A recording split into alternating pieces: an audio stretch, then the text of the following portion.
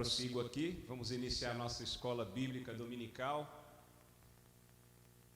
continuando nosso estudo no livro de Apocalipse.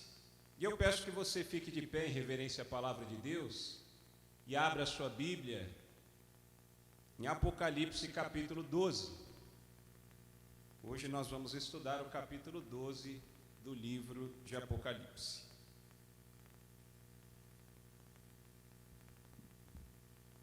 Diz assim a palavra do Senhor: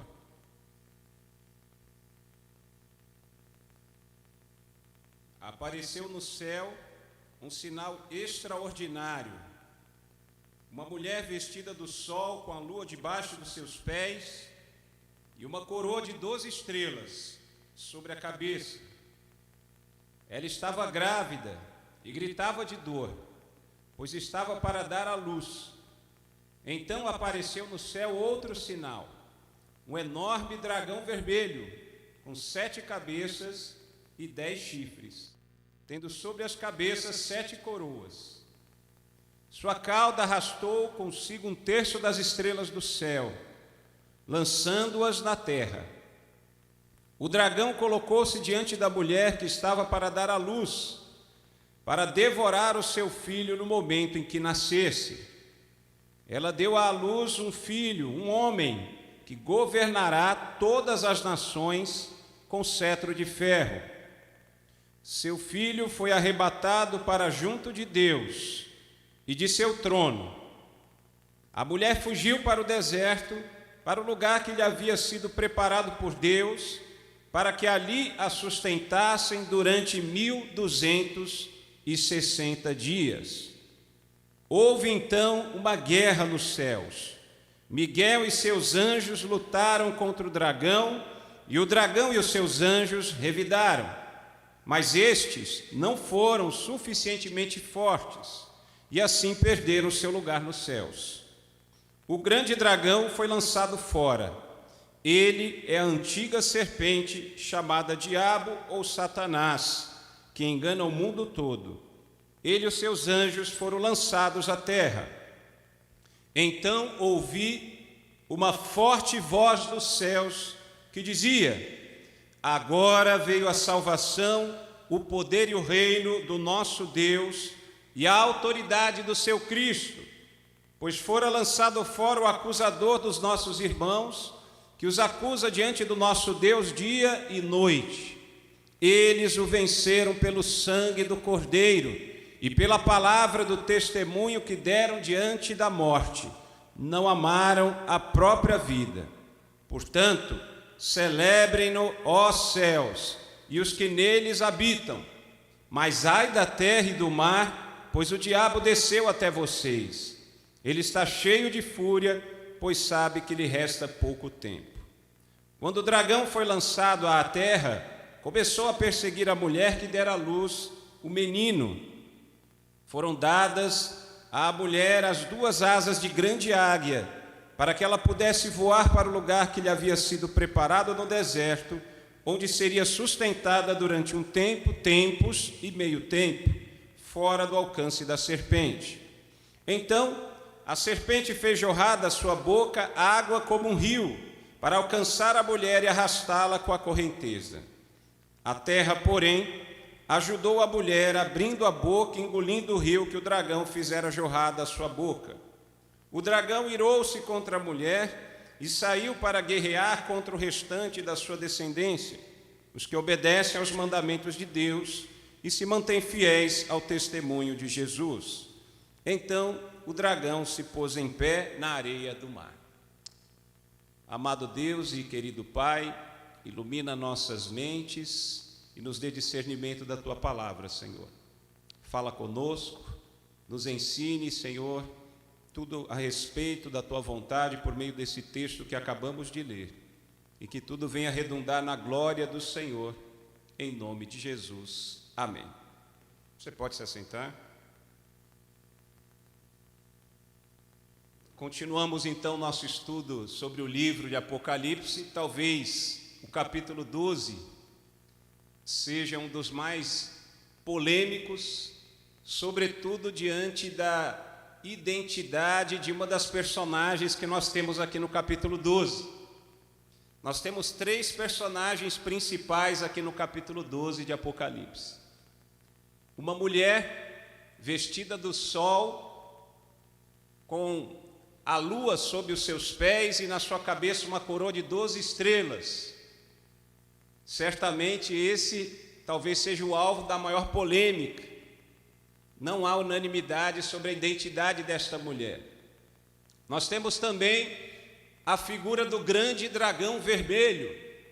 E certamente aqui não é uma menção a nenhum filme de artes marciais, mas dentro do contexto nós identificamos claramente que esse grande dragão vermelho é nosso Senhor e Salvador Jesus Cristo, sem muitas dificuldades. E por fim nós temos um filho homem, um filho varão, naqueles que têm as versões mais antigas. Esse sim é o filho varão, é o nosso Senhor Jesus Cristo. Então, meus irmãos, eu quero fazer aqui com a graça de Deus, eu vou aos poucos, versículo por versículo, tentando esclarecer, na dependência do Senhor, dada a dificuldade que nós temos com um texto cheio de simbolismo, um texto profético, e que Deus nos ajude nesse nosso intento. Então a Bíblia diz, lá no versículo 1, aqui do capítulo 12, que no céu há um sinal, um acontecimento extraordinário. Então aparece esse primeiro personagem, que é a mulher vestida do sol, com a lua debaixo dos seus pés e uma coroa de 12 estrelas.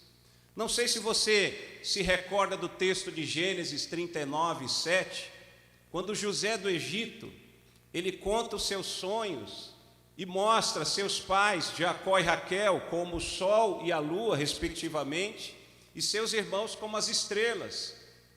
E aqui, naquele contexto de Gênesis 37, aquele sonho de José do Egito aponta para o aspecto de um governo, de uma autoridade, de um governo supremo. E no texto aqui de Apocalipse 12 também há indícios de que o texto aponta para um governo supremo. Porque esta mulher dará à luz e esse seu filho será aquele que terá o governo supremo. Nós veremos mais à frente que ele regerá as nações com vara de ferro, com cetro de ferro. Então já há aqui uma possível ligação entre esse texto e aquele texto de Gênesis 37 que trata sobre José do Egito, povo de Israel. Pois bem, e quando se fala então de vestida do sol, fala da lua, fala das estrelas, é uma possível menção ao glorioso poder e majestade deste que virá reinar as nações, reinar sobre os povos. Quando se diz 12 estrelas, talvez uma possível menção aos 12 patriarcas ou às 12 tribos de Israel. E o que eu quero dizer com tudo isso?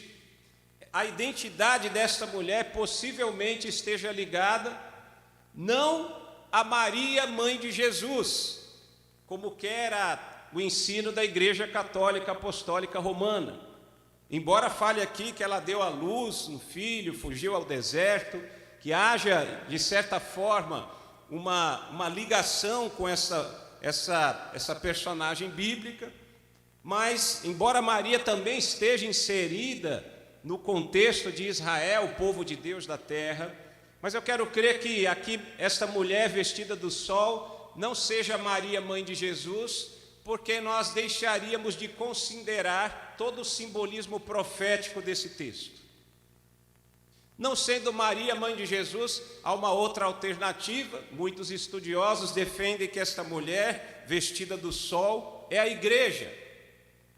Entretanto, eu vejo uma dificuldade de que essa mulher seja a igreja, porque o texto diz que esta mulher dará à luz o filho, e esse filho homem nós já sabemos que é muito tranquilo o texto, identificando este filho homem como Jesus Cristo, nosso Senhor e Salvador.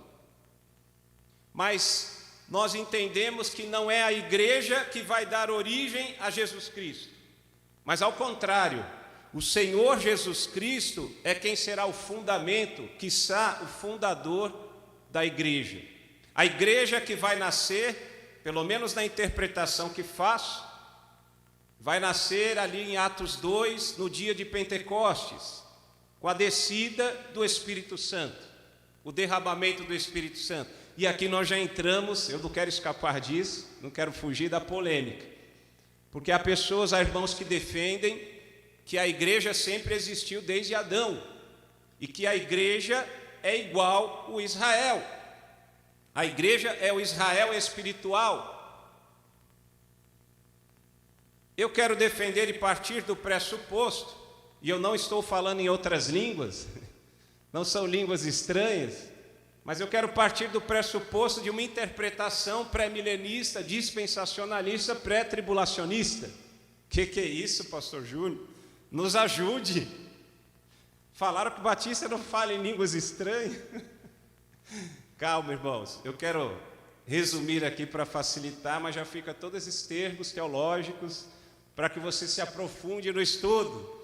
Mas o dispensacionalista crê que Deus trata em dispensações diferentes, de maneiras diferentes, com pessoas, grupos de pessoas diferentes. De uma maneira resumida, o dispensacionalista crê que a igreja é uma coisa, e Deus trata da igreja de uma maneira específica. E nós vivemos na dispensação da graça, da dispensação da igreja. Deus está tratando diretamente com a igreja neste momento. Já Israel é outro grupo, e Deus trata com Israel de maneira peculiar. Quando Israel rejeitou o Messias, o Cristo, Jesus Cristo, Israel foi colocado à parte. Embora as promessas de Deus para Israel não foram revogadas, o Senhor há de tratar novamente de Israel.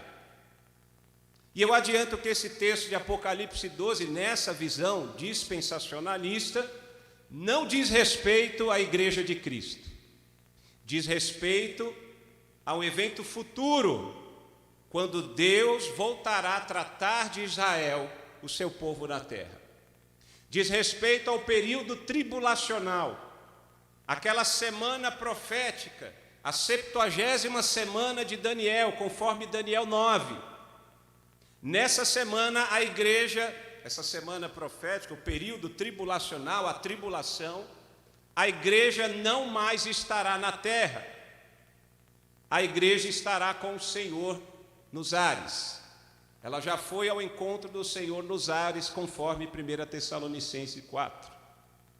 Portanto, esse texto ele não trata sobre a igreja especificamente, mas sobre o povo de Deus na terra nesse período tribulacional que é Israel.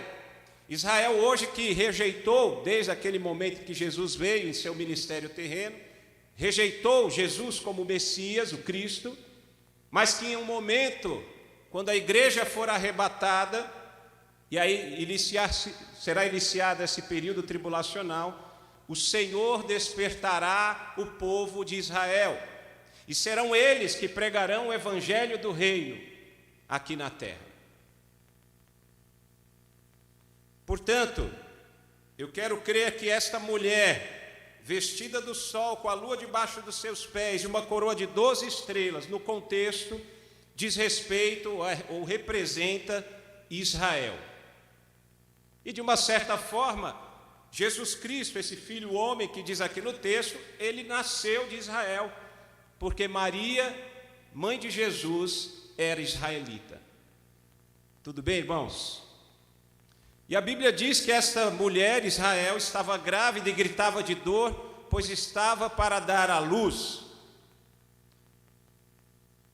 Jesus é aquele que vai ser, que nascerá desta mulher, especificamente de Maria, mãe de Jesus, mas de uma certa forma, num certo sentido, por Maria pertencer ao povo israelita, então Maria, aliás, Jesus vem de Israel, dos israelitas. E João diz aqui no verso 3 que ele vê outro sinal no céu, um enorme, um grande dragão vermelho. Quando olhamos lá para o verso 9, nós identificamos claramente quem é esse grande dragão vermelho. O grande dragão foi lançado fora, ele é a antiga serpente, chamada Diabo ou Satanás, que engana o mundo todo. Então está muito claro, evidente, que a identidade desse grande dragão vermelho é Satanás. Satanás, que no hebraico significa acusador. O diabo, que é o opositor, é o inimigo de nossas almas. Então a Bíblia aqui apresenta esse grande dragão vermelho representando Satanás. E por que dragão? E por que dragão? O apóstolo João está usando os termos conhecidos de seu tempo.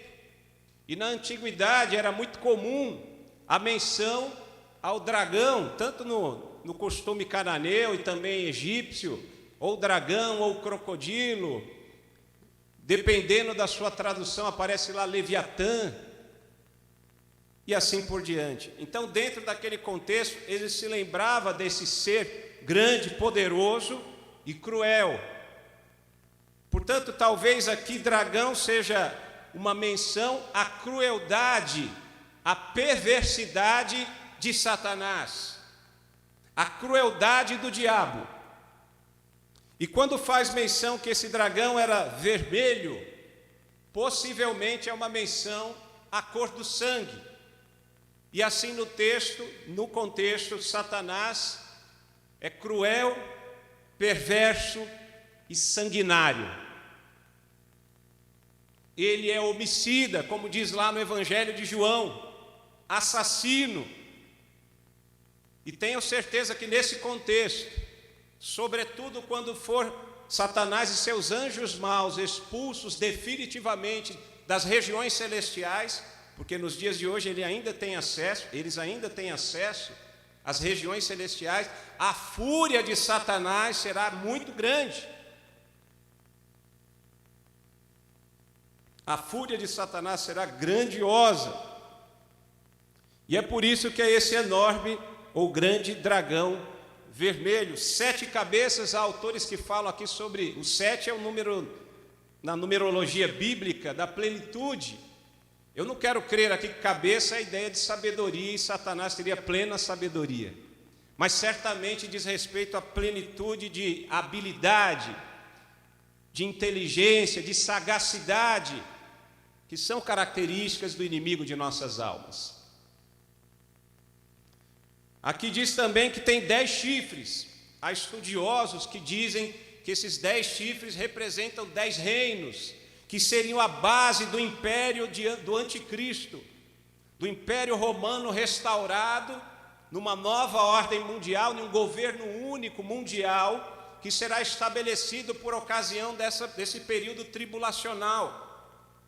E parece que estamos caminhando para isso. Um governo único mundial. E só para lembrar, nesse período tribulacional de 7 anos, a primeira metade haverá uma aliança com o povo de Israel e uma aparente paz. Uma aparente paz, porque diz a Bíblia Sagrada que a partir da segunda metade desta semana profética, a 70ª semana de Daniel, nos últimos 3 anos e meio, o templo de Jerusalém reconstruído, o falso profeta, que talvez seja um líder espiritual, religioso, vai colocar uma imagem do anticristo nesse templo em Jerusalém e exigirá adoração. E aí vocês imaginam que vai ser desencadeada uma grande perseguição àqueles que se negarem a adorar a imagem do anticristo. Portanto, esses 10 chifres talvez diga respeito, no mínimo, a um grande poder. E um grande poder nesse contexto de perseguição, de intolerância, que é o que Satanás fará nesse período tribulacional, especialmente naquele que é chamado de grande tribulação, a segunda metade do período tribulacional. Nos textos veterotestamentários do Antigo Testamento, nós vemos que também é chamado, em Jeremias 37, por exemplo, de angústia de Jacó. São mais evidências de que é um período em que a igreja não estará presente. Ela já estará na glória com o Senhor Jesus. Mas o povo de Deus na terra será representado por Israel. No versículo 4 diz que a cauda desse grande dragão arrastou consigo um terço das estrelas do céu, lançando-as na terra. Alguns dizem aqui que é aquele momento em que Satanás, é a queda de Satanás, que até Jesus fala nos evangelhos, quando Satanás quis colocar-se no trono de Deus, conforme Isaías 14, Ezequiel 28, embora sejam textos de dupla referência, ou seja, que revelam coisas do presente, mas também do futuro. Aqui também nesse texto que nós estudamos, capítulo 12 de Apocalipse, é um texto que tem esse aspecto parentético, de parênteses, que fala de coisas não só do presente, no tempo em que foi escrito, mas também do futuro. E daí a dificuldade de entendermos esse texto. Um texto profético, cheio de simbolismo. E como eu disse, na interpretação dispensacionalista, nós usamos a interpretação histórico-gramatical. Que é isso? Nós consideramos o contexto histórico, os tempos, a época em que foi escrito, o que o autor, no caso João, queria dizer para os seus ouvintes, mas consideramos também o texto, geralmente no sentido normal, literal da palavra, a não ser que o contexto diga o contrário. É óbvio que essa mulher vestida do sol, com a lua debaixo dos pés, uma coroa com 12 estrelas, isso não é literal. O contexto já mostra que é figurado. Então, quando fala de cauda que arrastou um terço das estrelas do céu, muitos estudiosos dizem que aqui é aquele momento da queda de Satanás, e ele já leva um terço da parte dos anjos do céu, que seriam agora os demônios, o séquito maligno de Satanás. Mas talvez aqui no contexto, esse texto diga respeito a essa segunda batalha cósmica, esse grande conflito a ser realizado das regiões celestiais por ocasião do período tribulacional. O apóstolo João, então, tem uma visão e consegue trazer a revelação de Deus sobre um conflito que, na verdade, é único, mas que tinha dois frontes. No mundo físico, terreno, com a perseguição do mundo contra a igreja, contra o povo de Deus, na verdade, Israel, deixa eu corrigir, Israel, mas também no mundo espiritual, nas regiões celestiais, a luta de Miguel, arcanjo Miguel, que nos textos do Antigo Testamento é mostrado como o protetor de Israel e os anjos bons, contra Satanás e seu séquito maligno, os anjos maus. E é nesse contexto que Satanás arrasta um terço dessas estrelas dos céus, possivelmente sejam anjos caídos, como Satanás também é caído. E aqui nós temos então a definitiva expulsão de Satanás e os anjos maus das regiões celestiais. Porque nos nossos dias, ainda hoje, ainda há acesso por parte de Satanás e dos demônios às regiões celestiais. Mas haverá um tempo em que eles serão definitivamente expulsos. E quando mostra aqui a ideia de cauda, a cauda aponta para a astúcia de Satanás. Satanás é sedutor, irmãos. Ele não vai aparecer com chifre, rabo, tridente, bicho feio. O capiroto, ele é astuto. O inimigo de nossas almas se apresenta de maneira sedutora, ele ilude, ele engana, como tem enganado por séculos muitas pessoas. Talvez o que ele fique mais feliz é quando as pessoas dizem: não, Satanás é só um mito, não existe Satanás, é um inimigo que não existe. Mas a Bíblia mostra claramente que sim, ele é um ser pessoal, é uma criatura angelical, é um anjo caído, cheio de fúria, cruel, perverso, sanguinário, sedutor. Ele ilude, ele engana o mundo todo. E no período tribulacional, a Bíblia diz que se não fosse pelos eleitos, até mesmo esses seriam enganados. Por isso o Senhor abrevia o tempo das tribulações.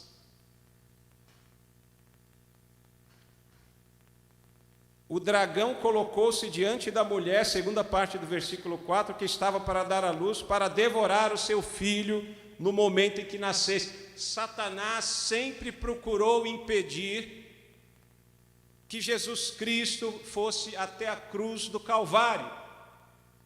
Porque muitas pessoas entendem que a morte de Cristo na cruz ainda é derrota e a vitória é só na ressurreição, mas isso é um engano. A vitória já é conquistada na cruz. A morte de Jesus, como hoje celebramos a ceia do Senhor, nós celebramos a morte de Cristo também. Porque a morte do Senhor Jesus é vitória. O sangue derramado na cruz trouxe a libertação da escravidão do pecado. Nós nascemos escravos do pecado. A libertação do poder das trevas. Não estamos mais sujeitos, não pelo menos como escravos, às influências malignas. Nós temos liberdade em Cristo por causa do sangue de Jesus, o alto preço pago para nos resgatar dessa condição terrível de morte espiritual. Então nós já celebramos a morte de Cristo, porque essa morte já é vitória. Satanás, de todas as maneiras, tentou impedir que Cristo fosse até a cruz, concluir a sua missão. Caim matou Abel. Louvado seja Deus que o Senhor levantou Sete para dar continuidade a esse grupo santo e piedoso, a essa geração piedosa. Por ocasião do nascimento de Moisés, houve ainda uma tentativa por parte de Faraó de acabar com todos os meninos hebreus. Vários meninos hebreus e o próprio Moisés, o libertador, foram poupados. Nós temos no texto de Esther uma tentativa de Amã de acabar definitivamente com todo o povo judeu. E entendam que de Israel, do meio do povo judeu, viria o Messias, o Senhor Jesus. Mas Deus inverteu de uma maneira maravilhosa aquilo, e o povo de Deus ainda prevaleceu. E mesmo no Novo Testamento, Herodes o Grande tentou ceifar a vida do Senhor Jesus Cristo, mas o anjo do Senhor alertou não só os magos que vieram do Oriente, também o próprio José, e eles foram então para o deserto e escaparam da morte. Então nós vemos ao longo do texto bíblico, da história do povo de Deus, uma tentativa, inúmeras tentativas de Satanás, usando instrumentos humanos, com o fim de impedir que o Senhor Jesus completasse a sua missão na cruz do Calvário. Todas essas tentativas malignas, diabólicas, foram infrutíferas, sem sucesso. E finalmente, quando Cristo é pregado na cruz, Satanás muda a sua estratégia e ainda tenta. As pessoas dizendo: se tu és o Cristo, então desce daí. Como que procurando dissuadir o Senhor Jesus do cumprimento de sua missão. Mas ele fracassou. Jesus foi morto na cruz e não permaneceu no sepulcro. O sepulcro está vazio. Jesus ressuscitou ao terceiro dia. E depois de dar instruções ainda ao seu povo, aos seus seguidores, ele subiu aos céus.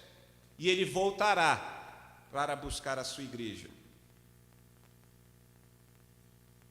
Pois bem, no versículo 5, diz que essa mulher deu à luz um filho, um homem, que governará todas as nações com cetro de ferro. Seu filho foi arrebatado para junto de Deus e de seu trono. Já identificamos esse filho homem, o filho varão, é o Senhor Jesus. Por quê? Porque diz aqui que ele governará todas as nações com cetro de ferro. Possível menção aos Salmos 2. Salmos 2:9, que é conhecido como Salmo messiânico, que fala do Messias, aquele que regerá as nações com vara de ferro. Este é o Messias, é o Cristo, é o Senhor Jesus Cristo. E também diz que o Filho foi arrebatado para junto de Deus, uma possível menção à ascensão, à assunção de Cristo aos altos céus. O Cristo já exaltado. No versículo 6, a mulher fugiu para o deserto, Israel fugiu para o deserto, num lugar que havia sido preparado por Deus, para que ali a sustentassem durante 1260 dias. Aqui mais evidências de que a mulher é Israel. Esse tempo, 1260 dias, se considerarmos o mês de 30 dias, nós temos aí 42 meses. 42 meses equivale a 3 anos e meio. Ora, quando aparece nos textos proféticos 42 meses, 3 anos e meio, 1260 dias, um tempo, 2 tempos, metade do tempo, um tempo, tempos e metade do tempo, são referências claras dos textos proféticos à angústia de Jacó, a segunda metade do período tribulacional, a grande tribulação. Então, mais uma evidência de que a mulher vestida do sol representa Israel. E Israel, portanto, ele vai para um deserto, talvez não literal, deserto de areia, de calor escaldante, frio terrível nas madrugadas, mas deserto no sentido de um lugar de refúgio, de proteção, Deus conferindo proteção ao seu povo. Então, durante a grande tribulação, o Senhor protegerá, dará refúgio a Israel, ao seu povo. No versículo 7 já fala daquela guerra que ocorre simultaneamente, só que aqui o espaço são as regiões celestiais. Então, como eu já disse, o arcanjo Miguel, que é o protetor de Israel, e seus anjos lutam contra o dragão e os demônios, e o Miguel e seus anjos prevalecem. E este é o momento em que definitivamente Satanás e seus anjos maus são expulsos das regiões celestiais. O versículo 9 identifica claramente o grande dragão como a antiga serpente, lá de Gênesis. Gênesis não fala em nenhum momento que a serpente é Satanás. Mas para interpretarmos e compreendermos que a serpente lá no Éden é Satanás, nós buscamos aqui o texto de Apocalipse. Inclusive Apocalipse não só 12, mas também 22 conclui claramente que o dragão é essa serpente, que é Satanás, reiterando o seu caráter de ilusão, de que engana o mundo. Aí no versículo 10 nós temos uma forte voz dos céus, é um canto de vitória, né? É uma verdadeira comemoração. Fala da salvação, do poder, o reino de Deus, a autoridade de Cristo. Satanás saiu, foi expulso dos céus, a festa do céu. Não há mais presença do céu, nem de Satanás, nem de seus anjos maus. Por outro lado, o texto mostra que é preocupante para a terra e para o mar, porque agora o diabo vem com toda a fúria para roubar, matar e destruir, que é o seu papel. Com toda a fúria, ele está irado, ele não impediu a obra, a missão de Cristo, e ele vai destruir, vai tentar destruir o máximo possível todo o povo de Deus e tudo aquilo que é construído pelo povo de Deus. Por isso diz lá, ai da terra e do mar. No versículo 13, quando o dragão foi lançado, a terra começou a perseguir a mulher que dera à luz o menino. No 14, foram dadas à mulher 2 asas da grande águia.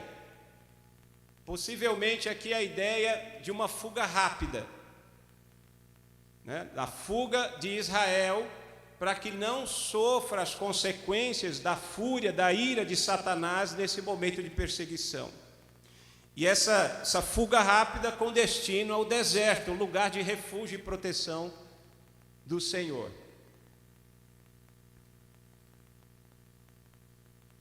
E aqui fala mais uma vez, tempo, tempos e meio tempo, ou seja, é a questão lá do período da grande tribulação. Satanás, que é essa serpente, a antiga serpente, ele tenta ainda evitar, impedir que Israel vá a este local de proteção e refúgio. E aqui provavelmente é literal. De alguma maneira ele manda uma inundação para que com a correnteza das águas Israel seja destruído, que é o propósito de Satanás. Mas aqui diz que a terra ela acaba impedindo isso. Há outros estudiosos que dizem aqui que as águas do rio simbolizam nações, povos, exércitos. E a terra também seriam nações aliadas a Israel, que protegeriam contra. Aqui eu, sinceramente, eu não vejo dificuldade. Pode ser lido literalmente, pode ser que seja isso também. Eu acabei não trazendo aqui, mas tem textos proféticos que apontam, sim, o mar como povos, as águas, enfim, há possibilidade. O fato é, Satanás vai tentar ainda destruir Israel, quando Israel desloca-se a esse deserto, local de proteção e refúgio, preparado para eles por Deus, mas o próprio Deus vai impedir esse intento de Satanás. No versículo 17, o dragão irou-se contra a mulher, saiu para guerrear com o restante da sua descendência. Possivelmente Satanás, frustrado na sua tentativa de destruir Israel de maneira plena, ele vai se voltar para aquele remanescente de Israel que permanece na terra, né? São aqueles que obedecem aos mandamentos de Deus e se mantêm fiéis ao testemunho de Jesus. E esses não vão negar a Cristo.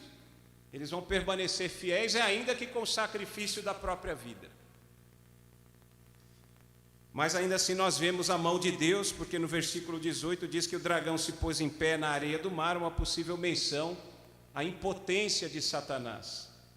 Satanás é como se fosse um cachorro na corrente, não sei se foi Lutero que disse isso, né? Satanás ele só cumpre os propósitos de Deus, ele só vai até onde Deus permite. Então ele com certeza será frustrado na sua tentativa de destruir o povo de Deus.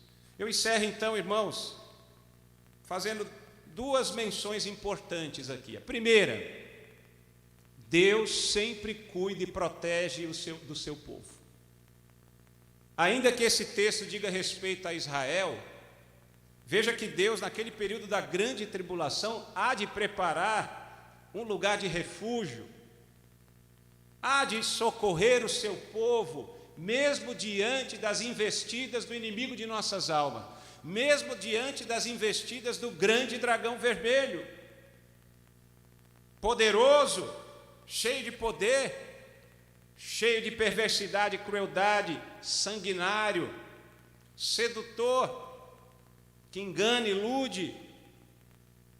Imaginem que muitos seguirão ao anticristo, por quê? Porque terão privilégios. E aqueles que rejeitarem e adorar o anticristo sofrerão as duras consequências. Mas a Bíblia diz que aquele que perseverar até o fim será salvo. Mas se pensarmos na igreja de Cristo também nesse tempo, a igreja já estará na glória, desfrutando da presença majestosa e gloriosa do Senhor Jesus Cristo. Deus sempre cuida do seu povo. Veja que nós, igreja, não somos imunes, não estamos isentos das dificuldades, das provações, das adversidades. A pandemia é só um exemplo. Não estamos isentos dos problemas da vida. Muitas vezes tempestades se levantarão contra nós. Muitas vezes passaremos por vales tenebrosos, mas a promessa do Senhor é que Ele nunca nos abandonará. O Senhor sempre cuida do seu povo, o Senhor assegura proteção, refúgio. Às vezes não nos livra do problema, mas nos livra no problema. Então nós podemos descansar nessas promessas de Deus.